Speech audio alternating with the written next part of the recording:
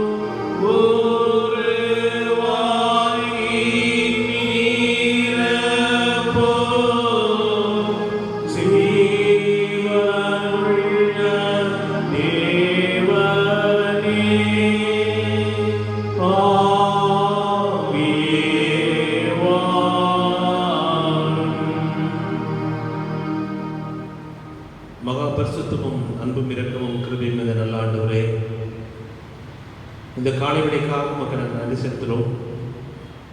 2020 ஆண்டிலே 8வது மாதத்திலே 9ஆம் தேதி இந்த காலை வேளையிலே அப்பா பிதாவே என்று சொல்லி உண்மை தொழுது கொள்வதற்கு நீ தந்தமுடைய தயவுக்காக நன்றி செலுத்துகிறோம். 144 தடை உத்தரவு நிமித்தமாக ஆலயத்திலே நாங்கள் கூடி வர முடியாதபடி உங்களுடைய இல்லங்களிலிருந்து இந்த நேரையின் வாயிலாக இந்த ஆராதனையை ஆண்டவரே நாங்கள் நடத்துவோம், தொழுது கொள்வோம் தந்துக்கு இந்த வாய்ப்புக்காக நன்றி செலுத்துகிறோம். கடந்த ஒரு காலங்கள் முழுவதும் எங்களை கண்ணின் மணிகளை போல நீர் எங்களை பாதுகாத்து பராமரித்து தேவைகளாக சந்தித்து வழிநடத்தி வந்த உங்களுடைய தயவுக்காக நன்றி செலுத்துகிறோம். ஆண்டவரே, இந்த உலகத்திலே பயத்தோடும் நடுக்கத்தோடும் துன்பத்தோடும் துயரத்தோடும் வியாதியின் போராட்டத்தோடு வாழ்ந்து கொண்டு உலகத்திலே நீங்கள் தந்துக்கிற மேலான பாக்கியத்திற்காய் நன்றி செலுத்துகிறோம். இந்த கால வேளையிலும் நாங்கள் பாடுகின்ற பாடல்கள், வாசிக்கின்ற உம்முடைய திரு வார்த்தைகள், ஏறெடுக்க போகிற ஜெபங்கள் எல்லாவற்றையும் என் தேவன் ஆசீர்வாதமாய் வழிநடத்த உம்முடைய பாதப்படுகிறோம். இந்த ஆராதனை முடிய வேண்டுமாய் முடிக்கிறவினால் எங்களை வழிநடத்த வேண்டுமா இயேசு கிறிஸ்துவின் நாமத்தில் ஜெபிக்கிற நீங்கள் தேவ நல்ல தந்தையே, ஆமென். ஆராதனைக்கு ஆரம்பமாகவும் ஆண்டுடைய நாமம் மகிமைப்படும்படியாகவும் நாம் யாரும் எழுந்து நின்று கிறிஸ்து சபை பாமாலைகளே முதலாவது பாமாலை பாடுவோம். ஆத்மமே உன் ஆண்டவரின் திருப்பாதம் பணிந்து சொல்கிற பாடலை நாம் யாரும் எழுந்திருந்து பாடுவோம்.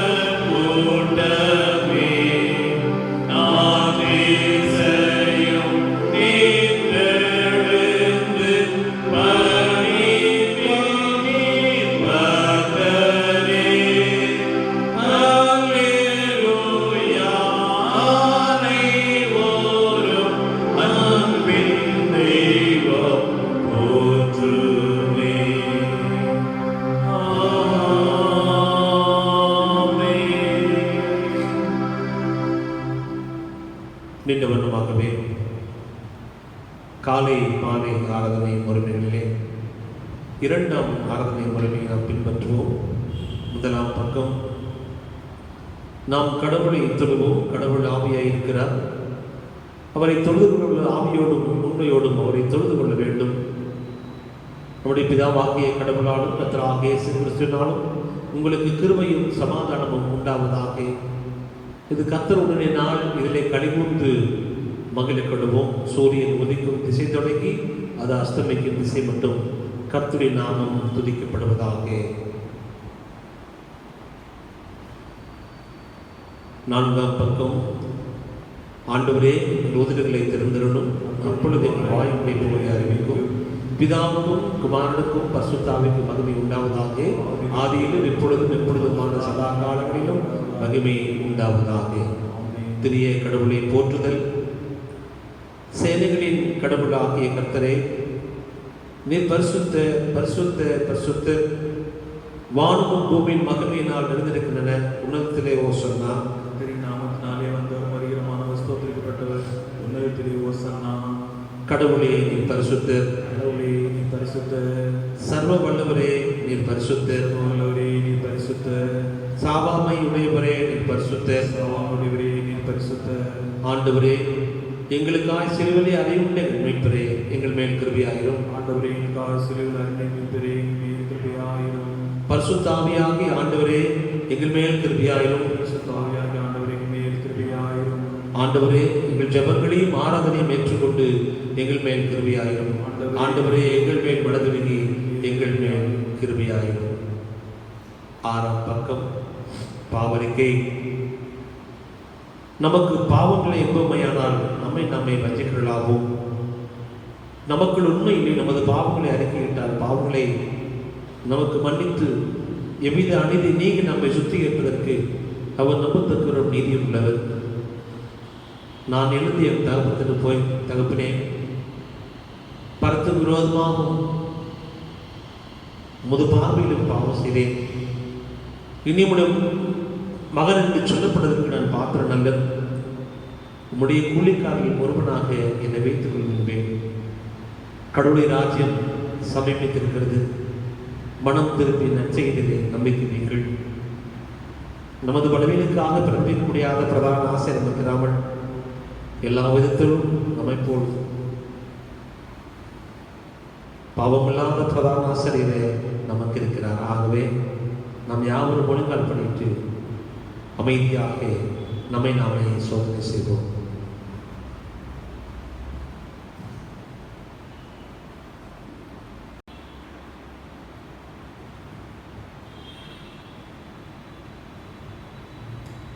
ஆண்டவருடைய தூய சமூகத்திலே நாம் கடந்து வந்திருக்கிறோம்.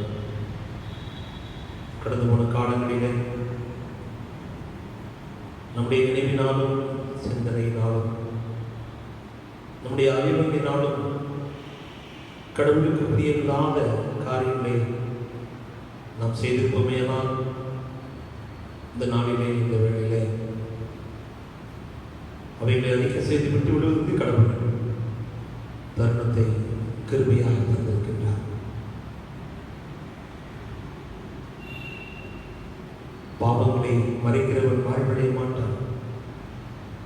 அவைகளை விட்டுவிடுகிறவனோ இரக்கம் பெறுவான் என்று சொன்ன ஆண்மை வாக்கு நிமித்தமாக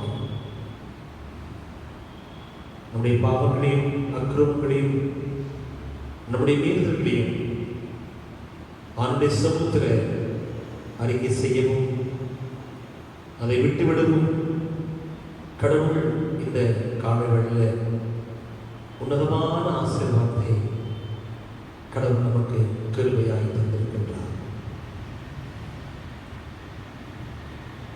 சர்வ வல்லமையுள்ள கடவுளத்திலே நமது பாவங்களை முதலாவது பாவ ஜெபத்தோடு இணைந்து ஏறெடுப்போம். சர்வ வல்லமையில் மிகுந்த இருக்கமுள்ள பிதாவே, தப்பி போன ஆடுகளைப் போல நாங்கள் பிள்ளைகளை விட்டு வழிவிட்டு போனோம். எங்களுக்கு யோசனைகளுக்கும் விருப்பங்களுக்கும் நீங்கள் நடந்தோம். செய்தோம், செய்ய தகவல்களை செய்து வந்தோம். எங்களுக்கு சுமைகளை மனிதர்கள் செய்த வாக்குறுதிகளின்படியே எங்களுக்கு இருக்கும் பாவத்தின் நிமித்தத்தை செய்தவர்களும் மிகவும் இறக்கமாகவே உடைய நாமத்திற்கு நாற்படி நாங்கள் தேவதையும் நீதியும் தெளிந்த முற்றியுள்ளவர்களாய் வருகிற இயேசு கிறிஸ்துவின் செய்தவர்களும் ஆமென்.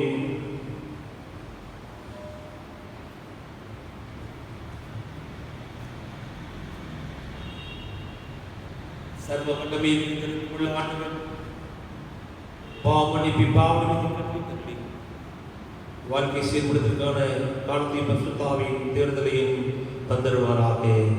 ஆமென். ஜெபம் செய்வோம். கிருபையும் இரக்கம் நிறைந்த நல்ல ஆண்டவரே,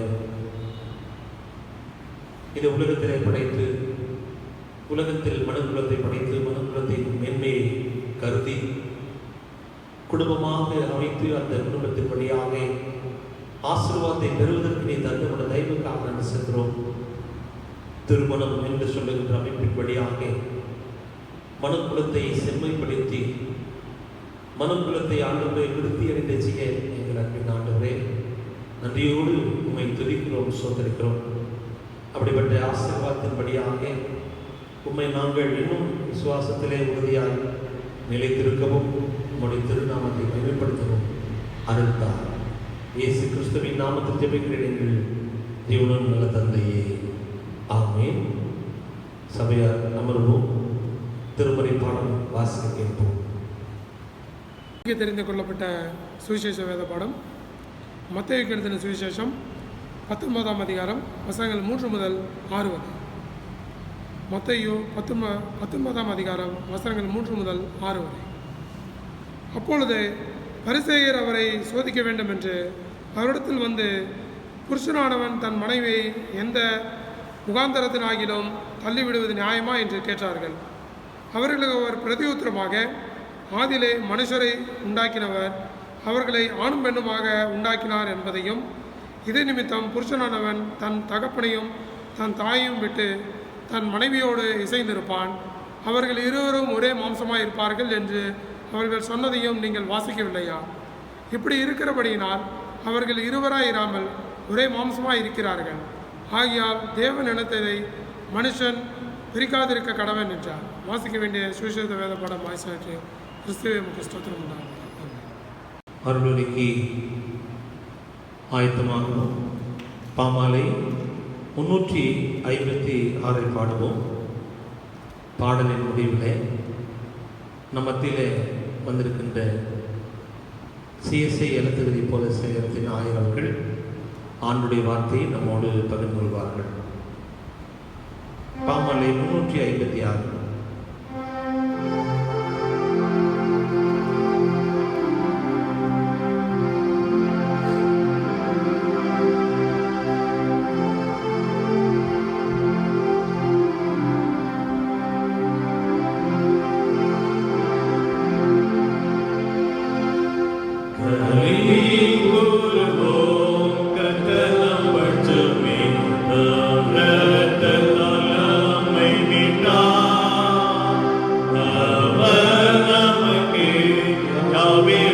எல்லாமே பாவ பயம் நீ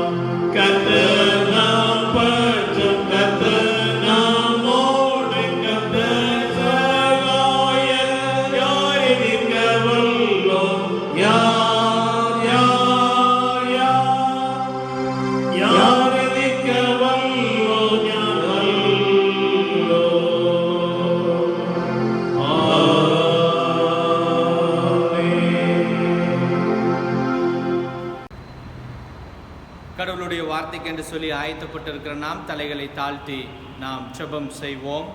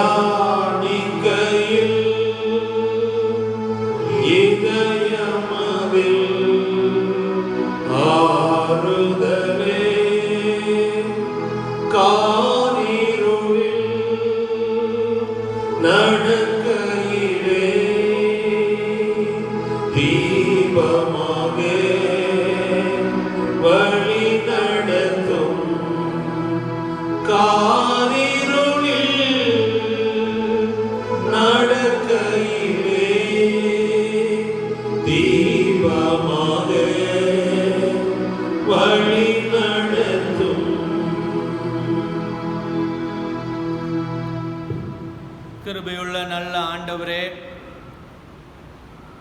இந்த ஓய்வு நாளின் காலை வேளையில் உம்முடைய வார்த்தைகளுக்கு என்று சொல்லி நாங்கள் ஆயத்தப்பட்டிருக்கிற வேளையில் உம்முடைய பிரசனத்தினால் நீர் எங்களை நிரப்பும்படியாய் கூட நாங்கள் ஜெபிக்கிறோம். நீர் பேசும், நாங்கள் கேட்கிறோம். இயேசு கிறிஸ்துவின் மூலமாய் வேண்டுகிறோம் எங்கள் நல்ல பிதாவே, ஆமென். கிறிஸ்துவுக்குள் அன்பானவர்களே, இந்த நாளிலும் கூட சமூக வலைதளத்தின் வாயிலாக நாம் ஞாயிறு வழிபாட்டுக்குள்ளாக நாம் இணைந்திருக்கிறோம். இணைந்திருக்கிற உங்கள் அனைவருக்கும் இயேசு கிறிஸ்துவின் நாமத்தினாலே அன்பின் காலை வாழ்த்துக்களையும் வணக்கங்களையும் அன்போடு கூட நான் தெரிவித்துக் கொள்கிறேன். இன்றைய நாளிலும் கூட தென்னிந்திய திருச்சபை மாமன்றம் நமக்கு சிந்திக்கும்படியாக கொடுத்திருக்கிற தலைப்பு என்னவென்று சொன்னால், மேரேஜ் செலிப்ரேஷன் ஆஃப் கவர்னன்ட். பெந்தேகோஸ்தே திருநாளுக்கு பின்வருகிற 10வது ஞாயிற்றுக்கிழமைக்குள்ளாக நாம் கூடி வந்திருக்கிறோம். கூடி வந்திருக்கிற நாம் சிந்திக்கும்படியாக எடுத்துக்கொண்ட தலைப்பு என்னவென்று சொன்னால், திருமணம் உடன்படிக்கையின் கொண்டாட்டம். மேரேஜ் செலிப்ரேஷன் ஆஃப் கவர்னன்ட் என்கிற தலைப்பிலே சிந்திக்கும்படியாக நமக்கு சிந்தனையினுடைய தலைப்பு கொடுக்கப்பட்டிருக்கிறது. திருமணத்தை குறித்து ஒரு சில காரியங்களை புரிந்து கொண்டால் சிறப்பாக இருக்கும் என்று சொல்லி நான் எண்ணுகிறேன். குறிப்பாக marriage a symbol of life. திருமணம் என்பது வாழ்வின் ஒரு அடையாளமாக இருக்கிறது. Marriage a sacred one. திருமணம் என்பது ஒரு புனிதமான ஒரு காரியமாய் இருக்கிறது. Marriage an everlasting covenant. திருமணம் என்பது நீடித்து இருக்கிற உடன்படிக்கையாய் இருக்கிறது. அது மாத்திரமல்ல, marriage a lasting life of love. நீடித்த அன்பின் வாழ்வினுடைய அடித்தளமாய் இருப்பது எதுவென்று சொன்னால் திருமணம் என்று சொல்லி குறிப்பிடுகிறதை நாம் பார்க்க முடிகிறது. திருமணத்தினுடைய பல பரிமாணங்களை இந்த வாக்கியங்கள் நமக்கு ஞாபகப்படுத்துகிறது. நீடித்து வாழ்கிற நம்முடைய வாழ்வினுடைய அன்பின் அடையாளமாய் இருக்கிறது. நீடித்து வாழ்கிற நம்முடைய வாழ்வினுடைய உடன்படிக்கையாய் இருக்கிறது. அது மாத்திரமல்ல, அது புனிதமான ஒரு காரியமாக பார்க்கப்படுகிறது. டென்மார்க் நாட்டிலே இருக்கிற ஒரு பழமொழியை சொன்னால் சிறப்பாக இருக்கும் என்று சொல்லி நான் எண்ணுகிறேன். ஒரு நகைச்சுவையாக சொல்வது உண்டு. எது திருமண வாழ்வினுடைய மகிழ்ச்சிக்கு காரணமாக இருக்கிறது, அல்லது எந்த காரியங்கள் இருந்தால் கணவன் மனைவியாக திருமண வாழ்விலே மகிழ்ச்சியோடு கூட இருக்க முடியும் என்கிற அந்த வார்த்தைகளுக்கு அந்த நாட்டில் இருக்கிற பழமொழி இப்படியாய் சொல்லுகிறது: A deaf husband and a blind wife are always a happy couple. அந்த பழமொழி என்ன சொல்லுகிறது என்று சொன்னால், காது கேட்காத கணவனும் கண் பார்க்க முடியாத மனைவியும் இணைந்திருப்பதே மகிழ்ச்சியான குடும்ப வாழ்வாக இருக்கிறது என்று சொல்லி அவர்கள் குறிப்பிடுகிறார். ஒருவேளை கணவன் என்ன செய்கிறார் என்பதை மனைவி பார்க்கவில்லை, மனைவி என்ன பேசுகிறார் என்று சொல்லி கணவன் கேட்கவில்லை என்று சொன்னால், இப்படி இருந்தாலே இந்த வாழ்வு திருமண வாழ்வு மகிழ்ச்சியாக இருக்கும் என்று சொல்லி நகைச்சுவையோடு கூட சொல்லுகிறதை நாம் பார்க்க முடிகிறது. ஆனால் திருமறை நமக்கு என்ன காரியத்தை கற்றுக் கொடுக்கிறது என்று சொன்னால், இன்றைய காலை வேளையினுடைய அந்த சிந்தனையுடைய தலைப்பை மையமாக வைத்து நாம் சிந்தித்து கொண்டிருக்கிறோம். Marriage a celebration of covenant. திருமணம் என்பது உடன்படிக்கையின் கொண்டாட்டமாய் இருக்கிறது. எந்த கூறுகளெல்லாம் இருக்கும் என்று சொன்னால் அது ஒரு மகிழ்ச்சியின் கொண்டாட்டமாய் இருக்கும் திருமண வாழ்வு என்பதை இன்றைய காலை வேளையினுடைய சிந்தனையுடைய மைய புள்ளியாக இருக்கிறது. திருமணம், மேரேஜ் என்கிற அந்த வார்த்தையினுடைய எபிரேய பதம் என்னவென்று சொன்னால் கிதுக்குஷின் என்கிற அந்த வார்த்தையை பயன்படுத்துகிறார். அதனுடைய அர்த்தம் என்னவென்று சொன்னால் சான்டிஃபிகேஷன் அண்ட் கான்சிக்ரேஷன். அர்ப்பணமாக்குவது, அது மாத்திரமல்ல திருநிலைப்படுத்தப்படுகிறது என்று சொல்லி திருமணத்தை குறித்து சொல்லும் பொழுது அந்த எபிரேய வார்த்தை பயன்படுத்தப்பட்டிருக்கிறது. எங்கெல்லாம் அது திருநிலைப்படுத்தப்படுகிறது என்று சொன்னால் marriage as a ordination service என்று சொல்லி குறிப்பிடுகிறார்கள். திருமணம் என்பது அது மற்றொரு அருட்பொழிவு வழிபாடு.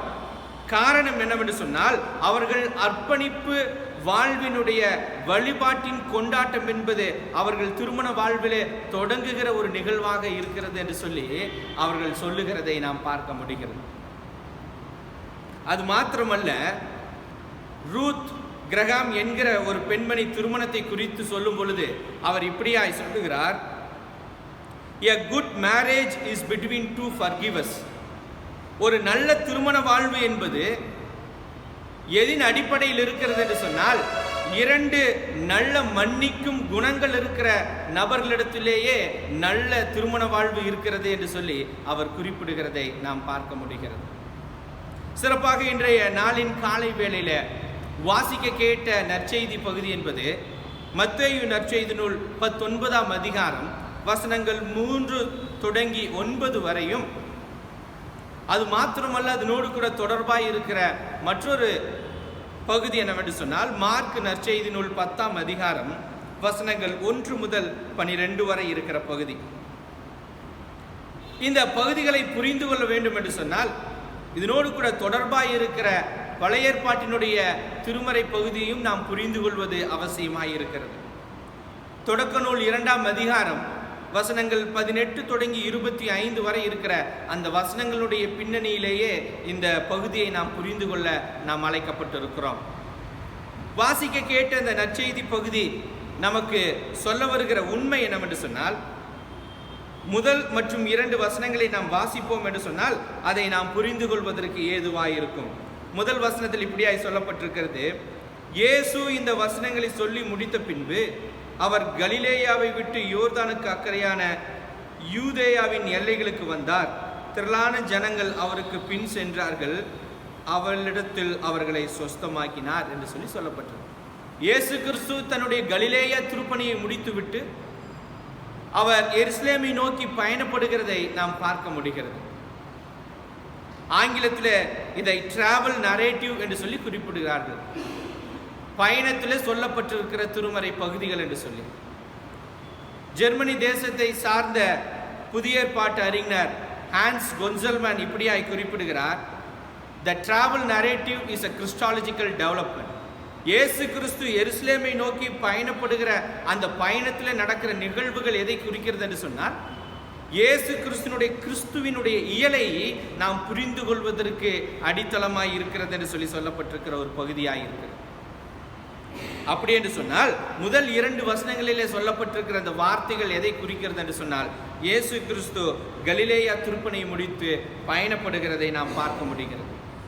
அது மாத்திரமல்ல, 3வது வசனத்திலே இப்படியாய் சொல்லப்பட்டிருக்கிறது, அப்பொழுது பரிசேயர் அவரை சோதிக்க வேண்டும் என்று அவரிடத்தில் வந்து, புருஷனானவன் தன் மனைவியை எந்த முகாந்திரத்தினாலாவது தள்ளிவிடுவது நியாயமா என்று கேட்டார்கள்.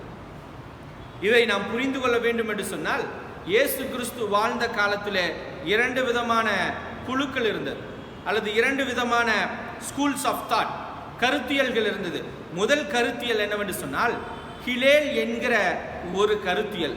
அந்த கருத்தியல் சொல்ல வருகிற ஒரு காரியம் என்னவென்று சொன்னால், ஒரு கணவன் தன்னுடைய மனைவியை எதற்கு வேண்டும் என்று சொன்னாலும் அவன் தள்ளிவிட முடியும். For no reason, for any reason, எந்த காரணமும் இல்லாமல் தன்னுடைய மனைவியை அவர் தள்ளிவிட எல்லா காரியங்களும் இருக்கிறது.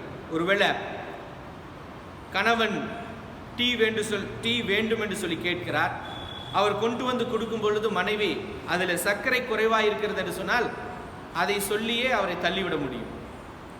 ஹிலேல் என்கிற அந்த கருத்தியல் இதை முன்வைத்த காரியமாக இருந்தது. மற்றொரு கருத்தியல் என்னவென்று சொன்னால், ஷமாய் என்கிற ஒரு கருத்தியல். அந்த கருத்தியலினுடைய அடிநாதம் என்னவென்று சொன்னால், ஒரு கணவன் தன்னுடைய மனைவியை தள்ளிவிட முடியும், அதற்கு ஒரே ஒரு காரணம் தான் அவசியம். என்னவென்று சொன்னால், ஏதேனும் விபச்சாரத்தில் ஈடுபட்டு அவர்களை பிடித்திருப்பார்கள் என்று சொன்னால் அவன் தன்னுடைய மனைவியை விவாகரத்து செய்ய முடியும், தள்ளிவிட முடியும் என்று சொல்லி, இதை புரிந்து கொண்டுதான் பரிசேயர்கள் விவாகரத்தில் அவர்கள் உடன்பட்டிருந்த நபர்கள். 2வதாக சொல்லப்பட்டிருந்த அந்த காரியம், பரிசேயர்கள் விவாகரத்திலே அவர்கள் உடன்பட்டிருந்த நபர்களாக இருந்தபடினால் இயேசு கிறிஸ்துவினிடத்திலே வந்து அவர்கள் சொல்லுகிறதை நாம் பார்க்க முடிகிறது. அதற்கு இயேசு கிறிஸ்து என்ன சொல்லுகிறார், அதை நாம் புரிந்து கொள்ள வேண்டும் என்று சொன்னால், ஆதியாகமம் 2ஆம் அதிகாரத்தை நாம் திருப்பி வைத்துக் கொள்வோம். ஆதியாகமம் 2ஆம் அதிகாரம் வசனங்கள் 18 25 வரை இருக்கிற பகுதிகளை நாம் வாசிப்போம் என்று சொன்னால், அதுதான் இயேசு கிறிஸ்துவினுடைய அவர் சொல்லுகிற அந்த வார்த்தையினுடைய பின்னணியாக இருக்கிறது என்று சொல்லி நாம் பார்க்கிறோம்.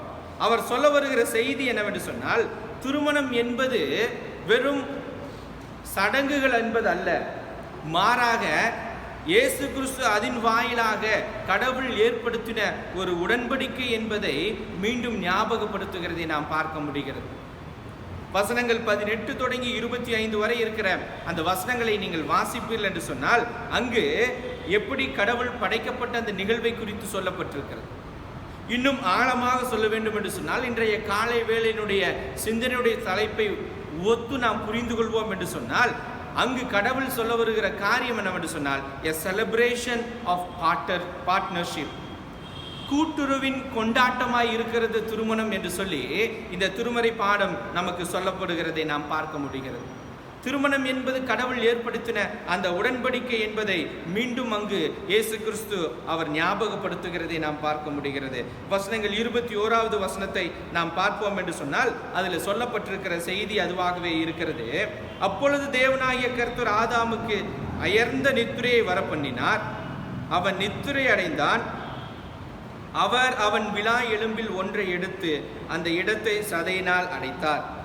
தேவனாகிய கர்த்தர் தாம் மனுஷில் எடுத்த விலா எலும்பை மனுஷியாக உருவாக்கி அவனை மனுஷனிடத்தில் கொண்டு வந்தார். 23வது வசனம், ஆதாம், இவள் என் எலும்பில் எலும்பும் என் மாம்சத்தில் மாம்சமாயிருக்கிறாள், மனுஷனிலிருந்து எடுக்கப்பட்டபடினால் இவள் மனுஷி எனப்படுவாள் என்று சொல்லி அங்கு சொல்லப்பட்டிருக்கிறதை நாம் பார்க்க முடிகிறது. அப்படி என்று சொன்னால், இந்த திருமறை பாடம் நமக்கு ஞாபகப்படுத்துகிற செய்தி என்னவென்று சொன்னால், திருமணம் என்பது a celebration of partnership, கூட்டுறவினுடைய அது கொண்டாட்டமாய் இருக்கிறது. கடவுள் திருமணத்தை படைப்பின் ஒரு அங்கமாகவே அவர் உருவாக்கி இருக்கிறார். படைப்பின் ஒரு அங்கமாகவே திருமணம் கடவுளால் ஏற்படுத்தப்பட்டிருக்கிற ஒரு உடன்படிக்கையாய் இருக்கிறது என்பதை இன்றைய காலை வேளையில நாம் புரிந்து கொள்ள நாம் அழைக்கப்பட்டிருக்கிறோம்.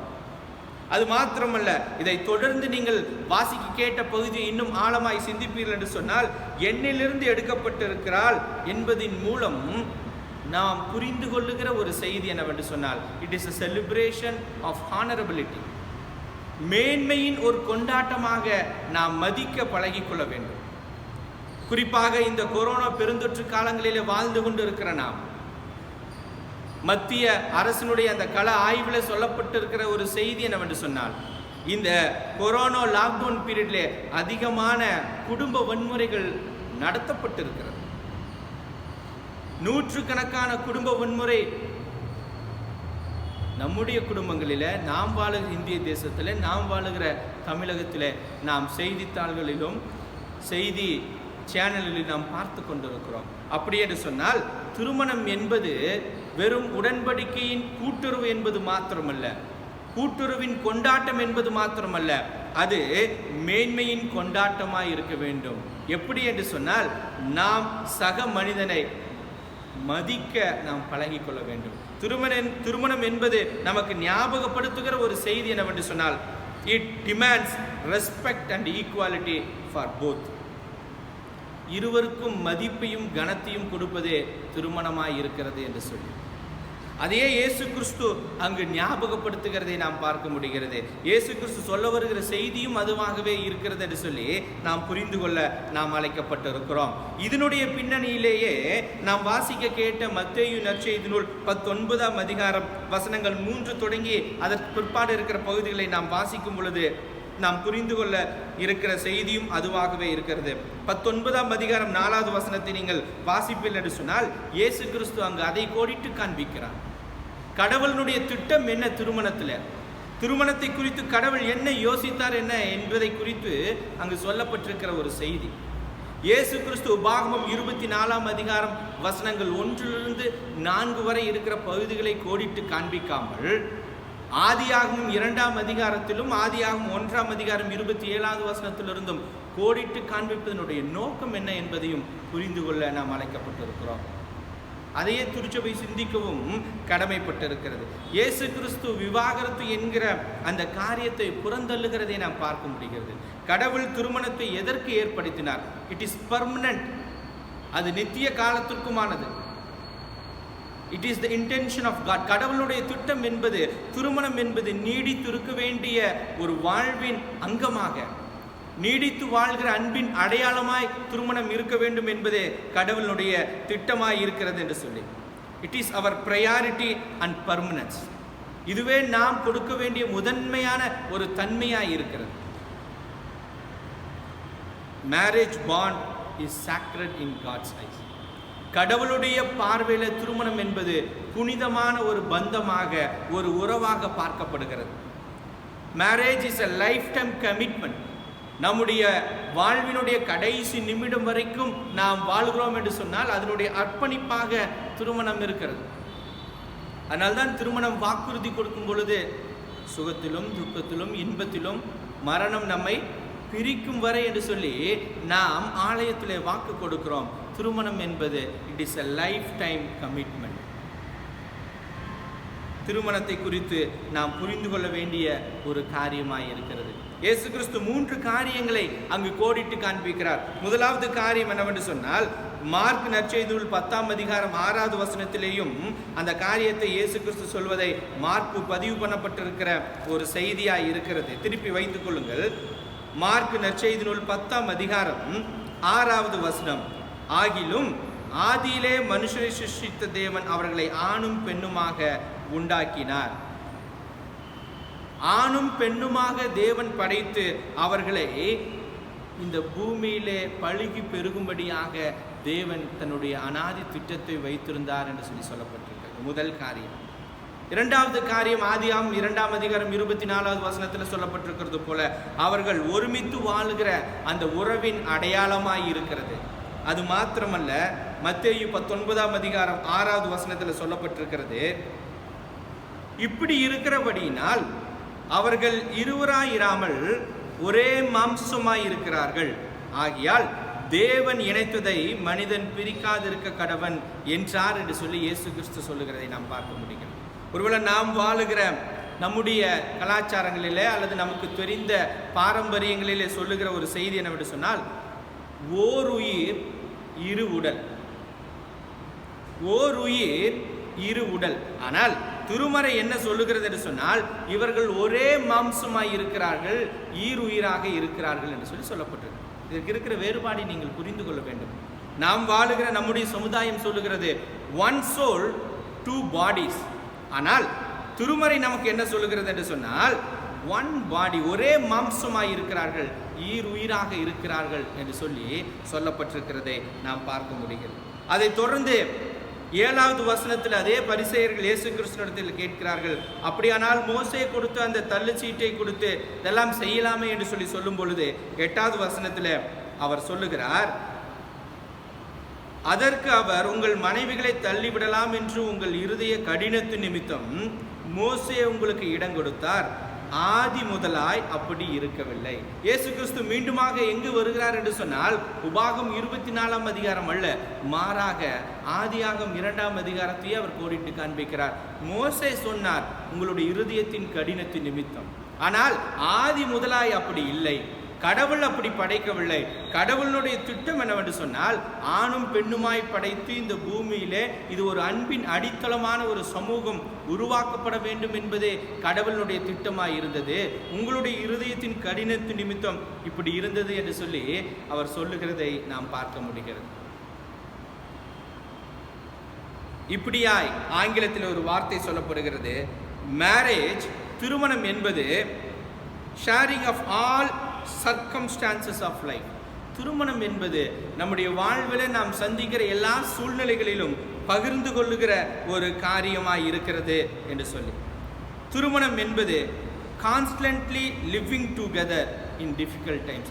கடினமான சூழ்நிலைகளிலே நாம் சந்திக்கும் பொழுது, நம்முடைய குடும்ப வாழ்வில், தனிப்பட்ட வாழ்வில் நாம் சந்திக்கிற சவால்களின் மத்தியில் நாம் இருக்கும் பொழுது, திருமணம் என்பது கணவன் மனைவியாக இணைந்து பயணிக்கிற ஒரு காரியமாக இருக்கிறது.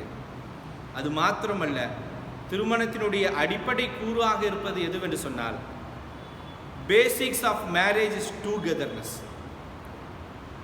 திருமணத்தினுடைய அடிப்படை எதுவென்று சொன்னால் சேர்ந்திருப்பது, இணைந்திருப்பது என்று சொல்லி அவர்கள் சொல்லுகிறதை நாம் பார்க்க முடிகிறது. ஒருவேளை எதெல்லாம் திருமணத்தை பாதிக்கிற காரியங்கள், பல காரியங்கள் இருக்கிறது. பொருளாதாரம் ஒரு காரியமாக இருக்கிறது, இன்னும் பல காரியங்களை அதற்கு குறிப்பிட்டு சொல்ல முடியும். ஆனால் அதிகப்படியான அறிஞர்கள் சொல்லுகிற காரியம் என்னவென்று சொன்னால், selfishness is the murder of any personal relationship. சுயநலம் என்பதே எந்த ஒரு உறவுகளையும் சிதைக்கிற ஒரு காரியமாக இருக்கிறது. அதுவே உறவுகளை நலிவடை செய்கிற காரியமாக இருக்கிறது என்று சொல்லி குறிப்பிடுகிறதை நாம் பார்க்க முடிகிறது.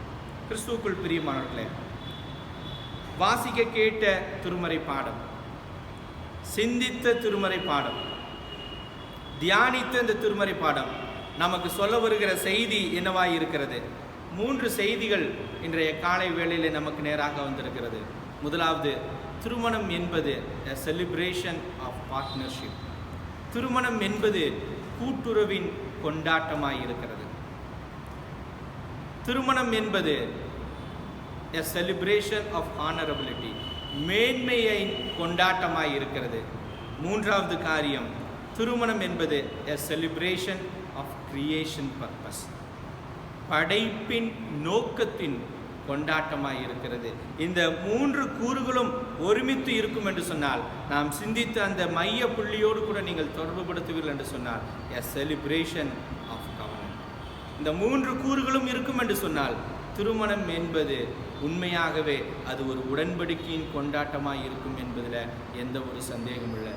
கடவுள் அதையே விரும்புகிறார் நம்மிடத்தில். நம்முடைய கிறிஸ்துவ குடும்ப வாழ்வில் எப்படி இருக்கிறது என்று சொல்லி திருச்சபை சிந்திக்க அழைக்கப்பட்டிருக்கிறது. அதை நாம் நோக்கி பயணிப்போம். நிச்சயமாகவே தேவன் நம்மை ஆசீர்வதிப்பார் என்பதில் எந்த சந்தேகமும் இல்லை. தேவன் தாமே நம்மை ஆசீர்வதித்து வழி நடத்துவாராக. எழுந்திருந்து காலை மாலை ஆராதனை முறைப்படிலே 15ஆம் பக்கம் உள்ள அப்போஸ்தலர் விசுவாச பிரமாணத்தை யாவரும் இணைந்து ஏறெடுப்போம். வானத்தையும் பூமியும் படைத்த சர்வவல்ல பிதாவாகிய தேவனை விசுவாசிக்கிறேன். அவருடைய குமாரனாகிய நாதரே இயேசு கிறிஸ்துவை விசுவாசிக்கிறேன்.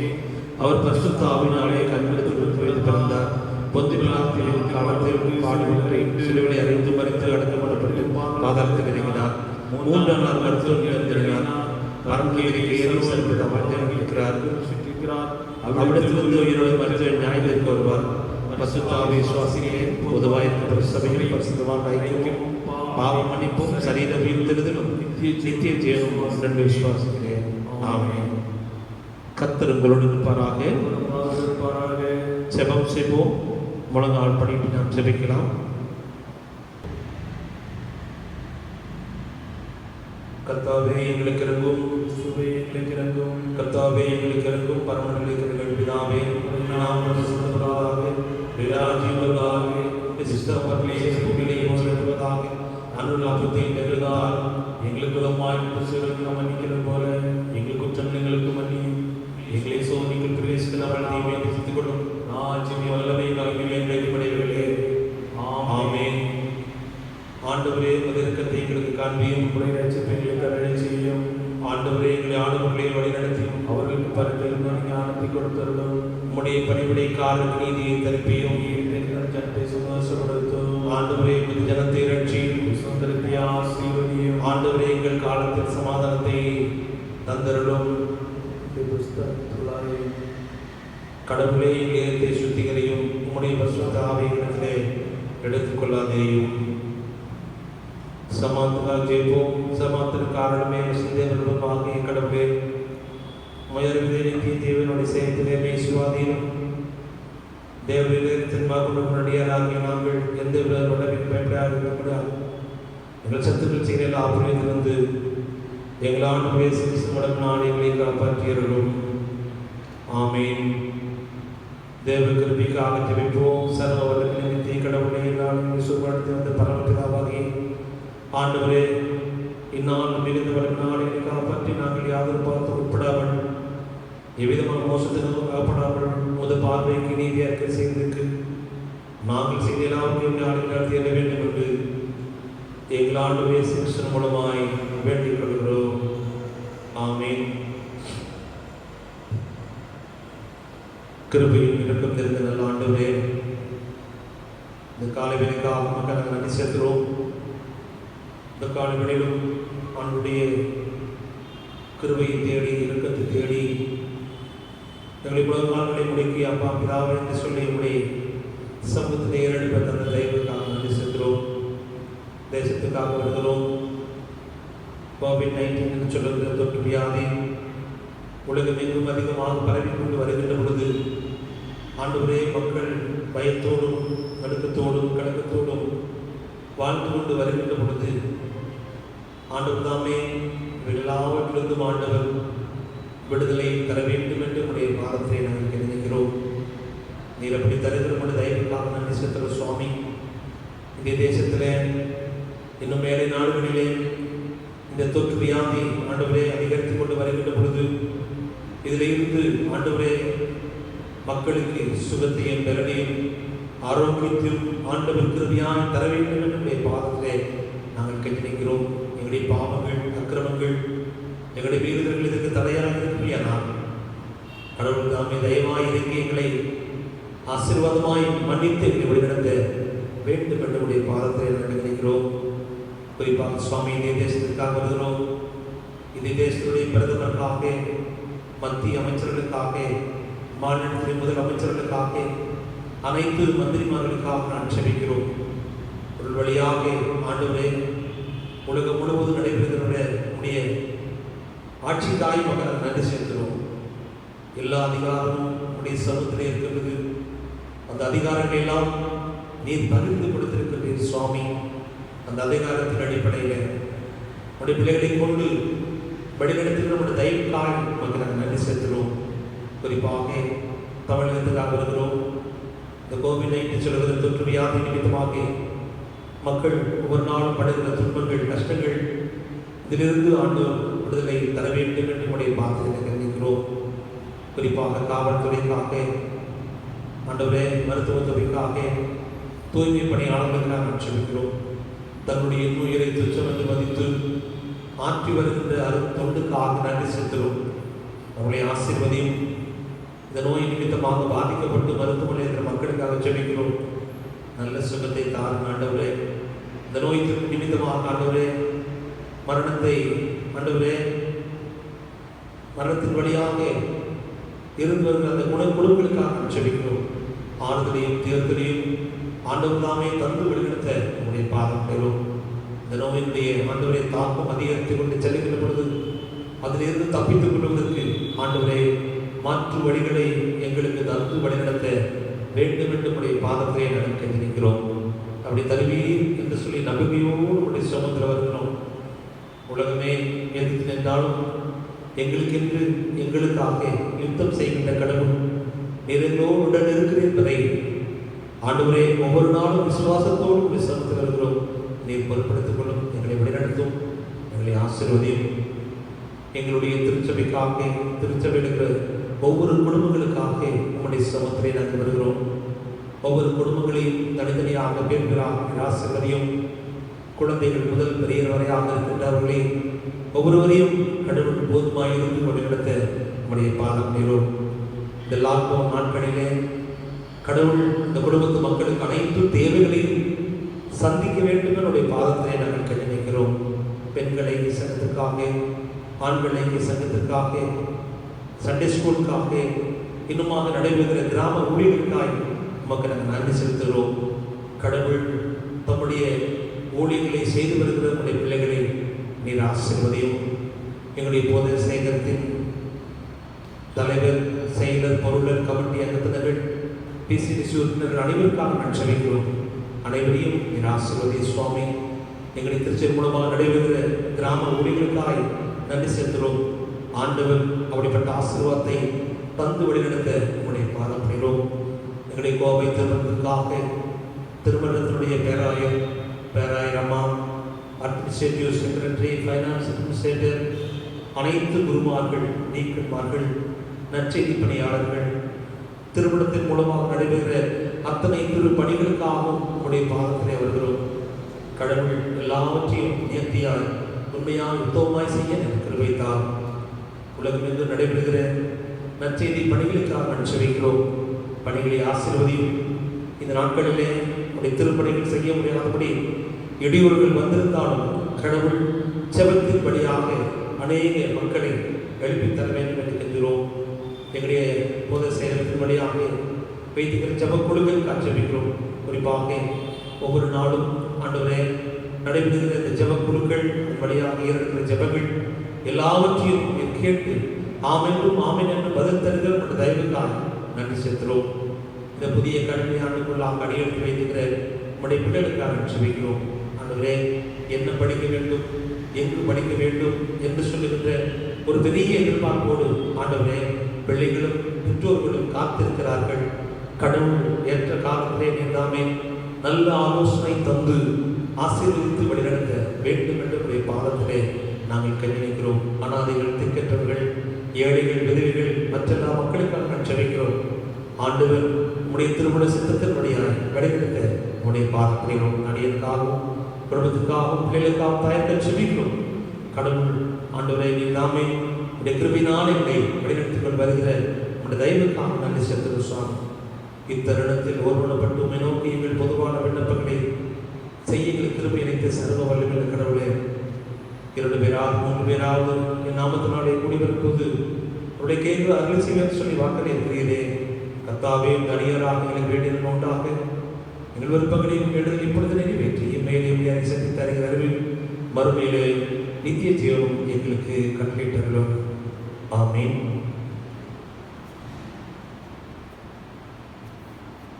சபையார் அமர்வோம்.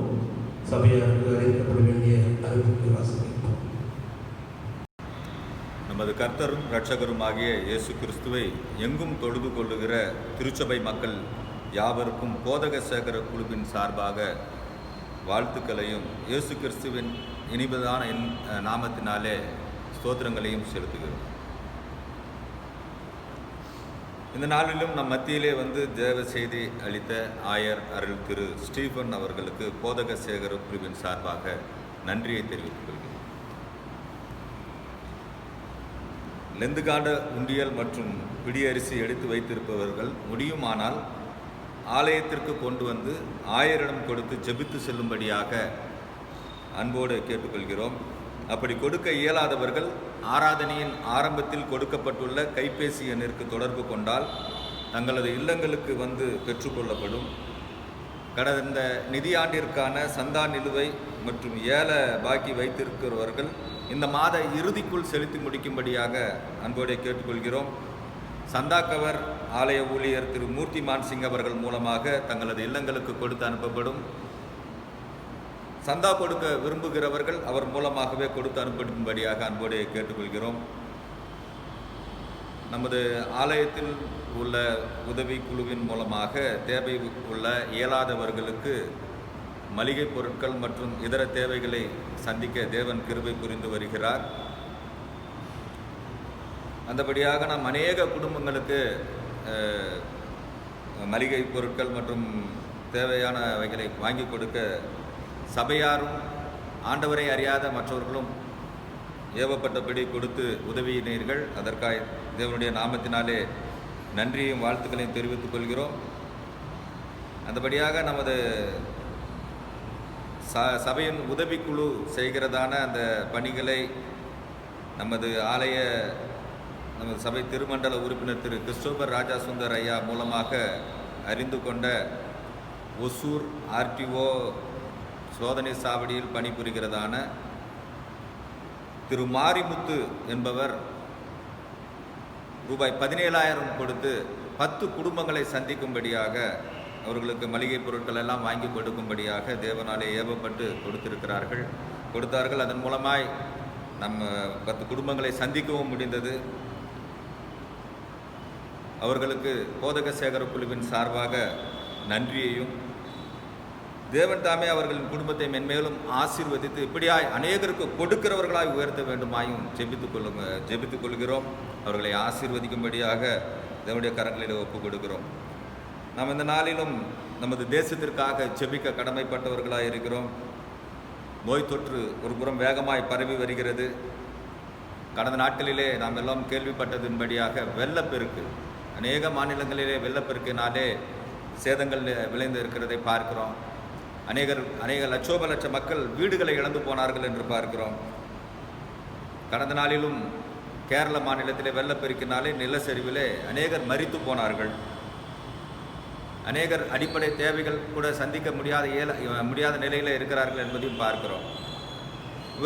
இவர்களுக்காக நாம் பாரப்பட்டு ஜெபிக்கணும். நம்முடைய வேதாகமத்தில் அப்படியாய் நமக்கு கற்றுக் கொடுத்திருக்கிறார்கள், எழுதப்பட்டிருக்கிறது. அதன்படியாக நாம் தேசத்திற்காக திறப்பிலே நிற்க வேண்டும், பாரப்பட்டு ஜெபிக்கணும். இந்த நாளிலும் அப்படியாய் திறப்பிலே நிற்கும்படியாக நமது சபையை சார்ந்த திரு டேவிட் கிங்ஸ்லி அவர்களை அழைக்கிறேன்.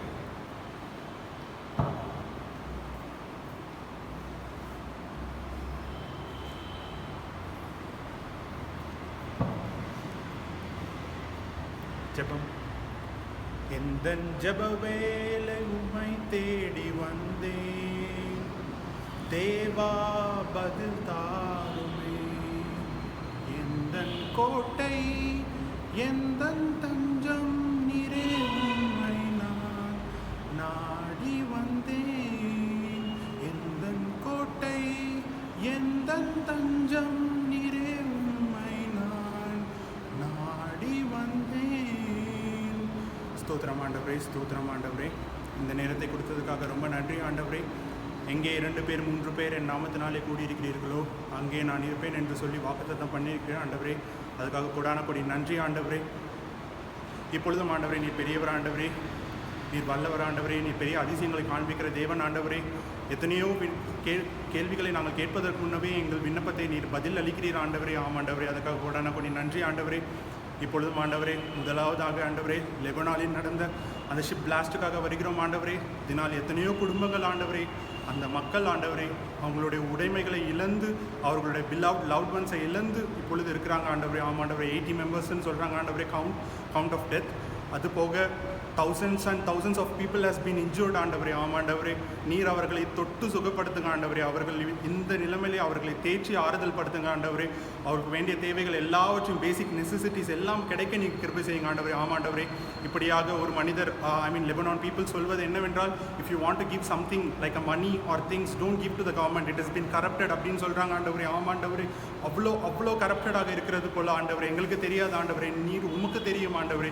நீர் அதை முற்றிலுமாக மாற்றுங்க ஆண்டவரே. அவர்களுக்கு இருக்கக்கூடிய பிரதமருடைய மனசில் பேசுங்க ஆண்டவரே. அவங்களுக்கு வேண்டிய தேவைகள் எல்லாவற்றையும் சந்திக்கப்பட நீ கிருபை செய்யுங்க ஆண்டவரே. அதுபோல் ஆண்டவரே, குறிப்பாக அவங்க டெவலப் ஆகி மறுபடியும் இந்த ஸ்டேஜுக்கு வர 10 years ஆகும்னு சொல்கிறாங்க ஆண்டவரே.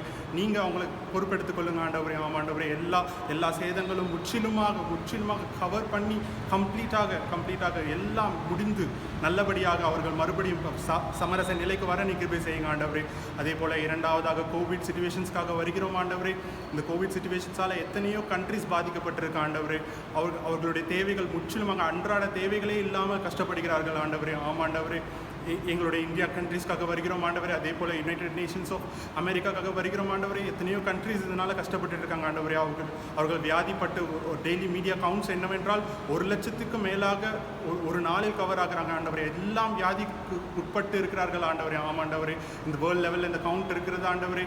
நீங்கள் முற்றிலுமாக அதை குறைத்து உம்முடைய ஆமாண்டவரே, நாங்கள் பாவிகள் தான் ஆண்டவரே, ஆனாலும் நாங்கள் ஒன்றும் புரியாதவர்கள் ஆண்டவரே. எங்களை நீங்கள் முற்றிலுமாக மன்னியுங்க ஆண்டவரே. ஆமாண்டவரே, நாங்கள் பாவத்தை அறிக்கை செய்து உம்மிடத்திலிருந்து முற்றிலுமாக அந்த ரட்சிப்பை நாங்கள் பெற்றுக்கொண்டு இந்த கோவிட் முற்றிலுமாக குறைந்து போக நீ கிருபை செய்யுங்க ஆண்டவரே. ஆமாண்டவரே, அதனால் அன்எம்ப்ளாய்மெண்ட்ஸ் இருக்கு ஆண்டவரே.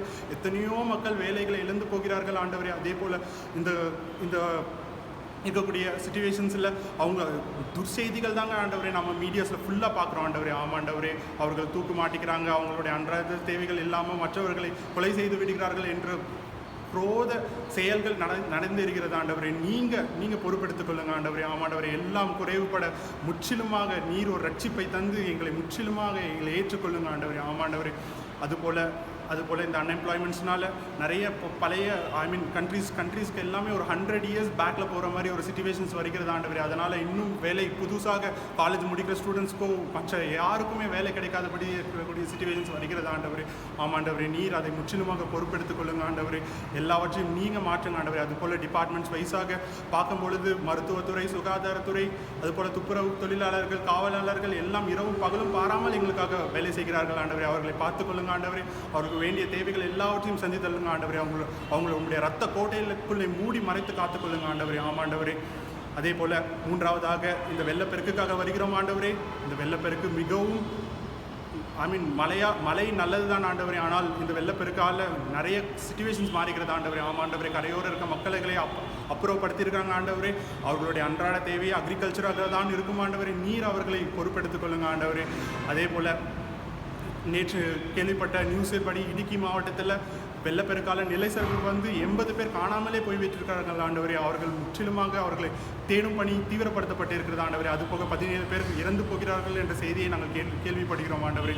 நீர் அவர்களை மாற்றுங்கள் ஆண்டவரே. அவர்களுக்கு வேண்டிய தேவைகள் எல்லாவற்றையும் சந்தித்துக்கொள்ள கிருபை செய்யுங்க ஆண்டவரே. ஆமாண்டவரே, அவர்களோட ஃபேமிலிஸ் எத்தனையோ மெம்பர்ஸ் இப்போ அவங்களுடைய பில்லவுட் ஒன்ஸை லாஸ் பண்ணி ஃபீல் பண்ணிட்டு இருப்பாங்க ஆண்டவரே. நீர் அவர்களை பொறுப்பெடுத்துக் கொள்ளுங்க ஆண்டவரே. அவங்களை ஆதரித்துக் கொள்ளுங்க ஆண்டவரே. அதே போல் நான்காவதாக நம்முடைய ஆலயங்களுக்காக வருகிறோம் ஆண்டவரே. ஆமாண்டவரே, இந்த 144 தடை உத்தரவின் காரணமாக ஒரு ஆலயமும் இல்லாமல் பூட்டப்பட்டிருக்கிறது ஆண்டவரே. ஆமாண்டவரே, நாங்கள் வந்து உங்களுடைய சன்னிதானத்தில் பார்த்து பாடி துதித்து மகிழ அந்த ஒரு செய்தி கூட பண்ண முடியாமல் நாங்கள் இருக்கிறோம் ஆண்டவரே. ஆமாண்டவரே, நீர் அந்த செயல்களை மறுபடியுமாக இந்த லாக்டவுன்ஸ் லிஃப்ட் பண்ணவும், அந்த லாக்டவுன்ஸ்லேருந்து நாங்கள் மீண்டும் மறுபடியுமாக உண்மை வந்து உங்களுடைய ஆலயத்திலே தொழுது கொள்ளவும், உண்மை துதிக்கவும் பாராட்டவும் நீ கிருபை செய்ய போகிறதுக்காக நன்றி ஆண்டவரே. ஆமாண்டவரே, அதை நம்புகிறோம் ஆண்டவரே, விசுவாசிக்கிறோம் ஆண்டவரே. அதே போல் ஆண்டவரே, வாலிப தங்கைக்காக வருகிறோம் ஆண்டவரே. அவர்களுடைய தேவைகள் எத்தனையோ உள்ளது ஆண்டவரே. அவர்கள் இன்னும் பாவ வழிகளிலே வழிவிலகி அலைந்து போகிறார்கள் ஆண்டவரே. ஆமாண்டவரே, எத்தனையோ செய்திகளை நாங்கள் கேள்விப்படுகிறோம் ஆண்டவரே. நீர் இந்த வசனத்தின்படியாக இள வயதிலே உன்னுடைய சிருஷ்டிகரை நினை என்ற வசனத்தின்படியாக அவர்களுடைய வாழ்க்கையை மாற்றப் போகிறதுக்காக நன்றி ஆண்டவரே. ஆமாண்டவரே, நீர் அவர்களை மாற்றுங்க ஆண்டவரே. அவர்களுடைய தேவைகள் எல்லாவற்றையும் சந்தித்துக்கொள்ள நீங்கள் கிருபை செய்யுங்க ஆண்டவரே. ஆமாண்டவரே, அதே போல் எத்தனையோ தேவைகள் உள்ளது ஆண்டவரே. எங்களுடைய ஆலயத்துக்காக வருகிறோம் ஆண்டவரே. எல்லா செயல்களும் நடைமுறையாக நடந்தேறப்பட்டிருக்கிறது ஆண்டவரே. அதுக்காக கொடான கொடி நன்றி ஆண்டவரே. அந்தந்த நேரங்களில் அந்தந்த தேவைகளை நீர் பூர்த்தி செய்கிறவராக இருக்கிறீர் ஆண்டவரே. ஆமாம் ஆண்டவரே. அதே போல் அந்த கடை பிரச்சனைகளுக்காக வருகிறோம் ஆண்டவரே. குதிரை யுத்த நாளுக்காக ஆயத்தப்படும் ஜெயமோ கத்தரால் வரும் என்று சொல்கிறது போல நீர் அந்த அந்த கடைகளை எங்களுக்கு வெற்றி வாய்ப்பின் படியாக நீர் எங்களுக்கு அதை கொடுக்க போகிறதுக்காக நன்றி ஆண்டவரே. அதே போல் சபை குருவானருக்காக வருகிறோம் ஆண்டவரே. அவர்களுடைய ஃபேமிலியை ஆசீர்வதிங்க ஆண்டவரே. அவர்கள் செய்யும் ஊழியத்தை ஆசீர்வதிங்க ஆண்டவரே. அதே போல் நிறைய ஊழியக்காரர்கள் மற்ற வீடுகளை சந்திக்க முடியாமல் இந்த கோவிட் சிச்சுவேஷன்ஸால் ரொம்ப கஷ்டப்பட்டு இருக்காங்க ஆண்டவரே. ஆமாம் ஆண்டவரே. நீர் அவர்களை உம்முடைய மகன்கள் ஆண்டவரே, உம்முடைய செயல்களை செய்து கொண்டிருக்கிறார்கள் ஆண்டவரே. நீர் அவர்களை பொறுப்பெடுத்துக் கொள்ளுங்க ஆண்டவரே. முற்றிலுமாக மாற்றங்கள் ஆண்டவரே. எல்லாவற்றையும் நீர் பொறுப்பெடுத்து வழி நடத்துங்க ஆண்டவரே. விண்ணப்பத்தை கேட்பவரே, எந்தன் கண்ணீரை காண்பவரே, சுகம் தருபவரே, ஸ்தோத்திரம் ஏசையா. துதி மகிமை எல்லாம் உமக்கே செலுத்துகிறோம் ஆண்டவரே. இயேசு கிறிஸ்துவின் மூலமாய் வேண்டிக் கொள்கிறோம் பிதாவே. எழுந்திருந்து கிறிஸ்தவ கீர்த்தனைகளிலே 237வது பாடலை பாடுவோம்.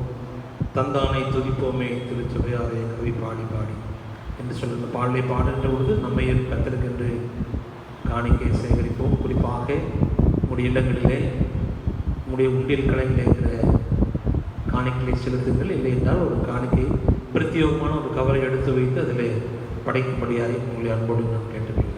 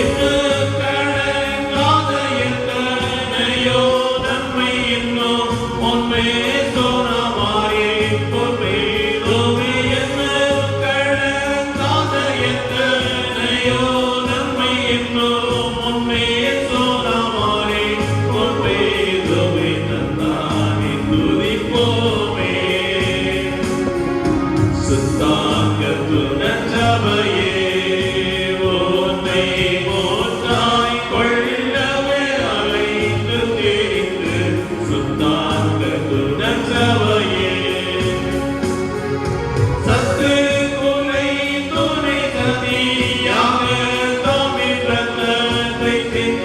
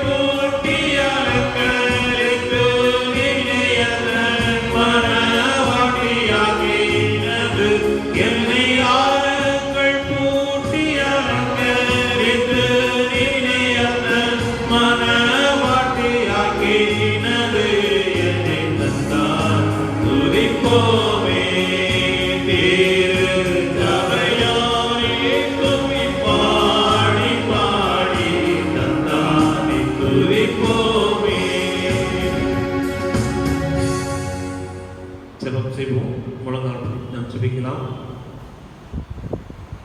எல்லா நன்மைகளுக்கும் ஊற்றுக்கும் உறவிடமாக இருக்கிற எங்கள் பரிசுத்தமுள்ள அன்பு தந்தையே, இந்த உலகத்திலே